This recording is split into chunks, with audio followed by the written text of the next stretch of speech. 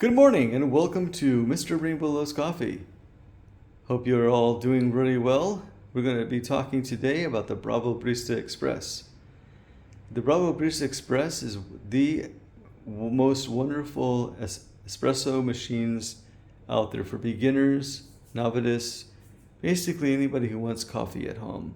Espressos, I can name it, lattes, Americanos, whatever you want. Basically, you can do this with this machine. Now, this machine has so many different features, programming. You have they also tell you when it needs to be clean. It has dual and single cup size for the filter.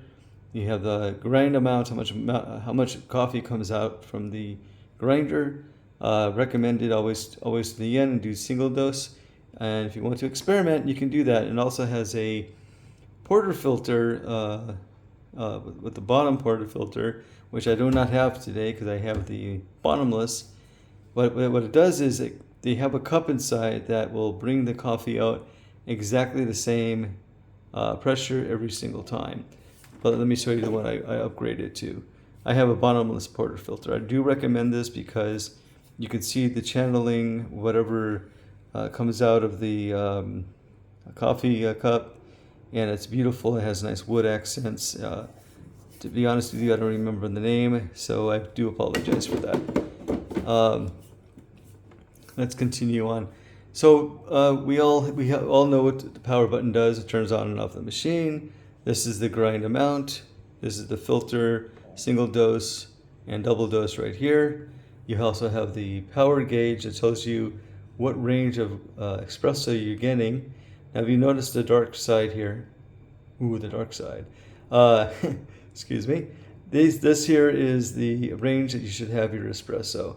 Now, it is recommended to put it all the way up to about right there. There's a little gauge that comes up, and if it's up in that the last knob right there, the last little digit in this area, you're going to get a really good cup of coffee. Now, medium roast does tendency to be around in the middle of it, and a lot of people like it that way. It depends on the coffee beans. You know, every time the coffee beans get older and newer, it will change. So make sure you, when you do the programming, which I'll talk about in a moment, that you give yourself, space and work around. It's going to take some time to.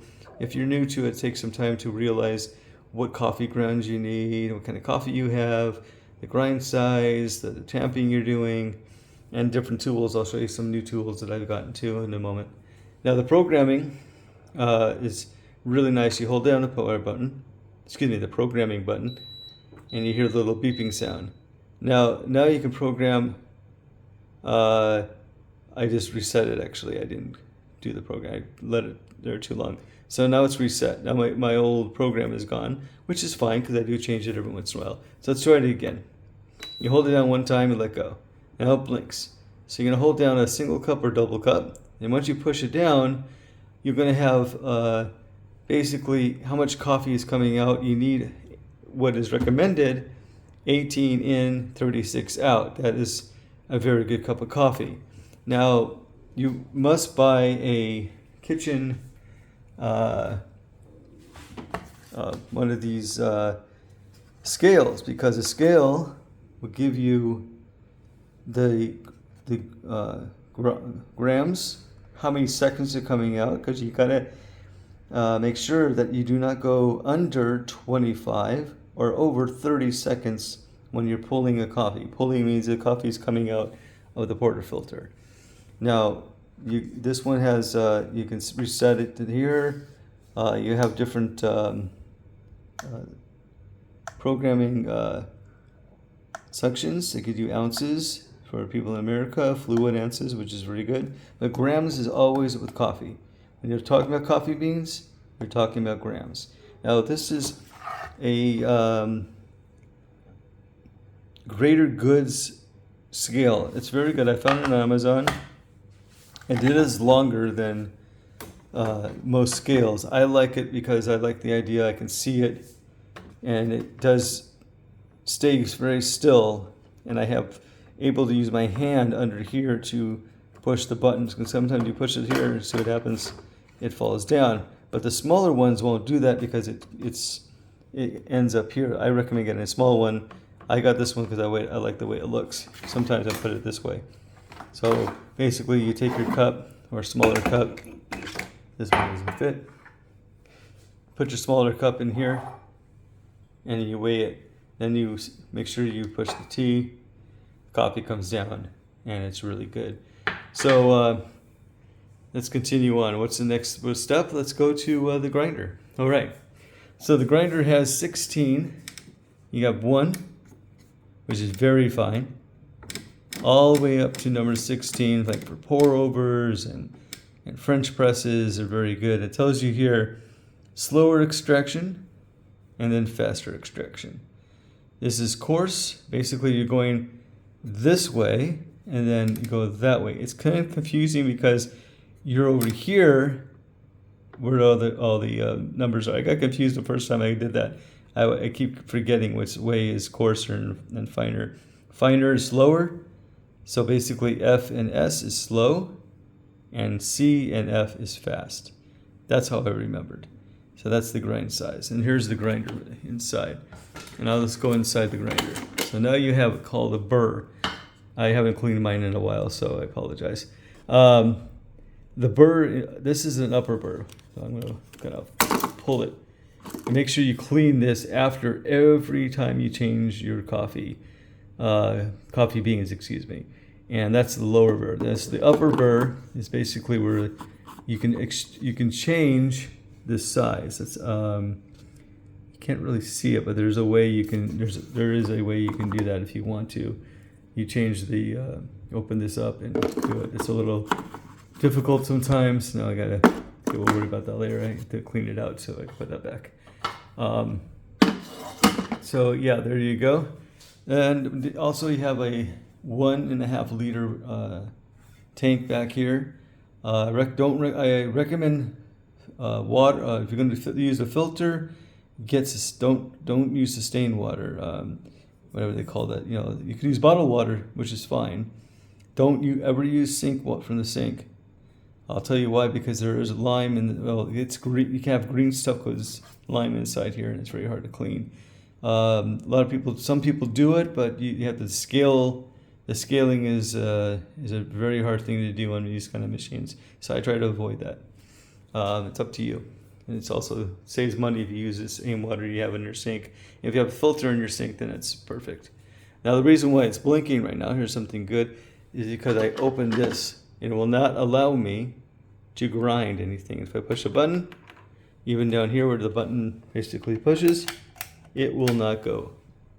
So that's a good safety mechanism if you forget to put the grinder back together. Same thing with this here. When you turn this for the steamer, it won't turn on because, oh, there it goes. Okay, apologize. Oh yeah, so I have to wait for the water to heat up because it's a single boiler. Now, if you notice down here, it's coming out.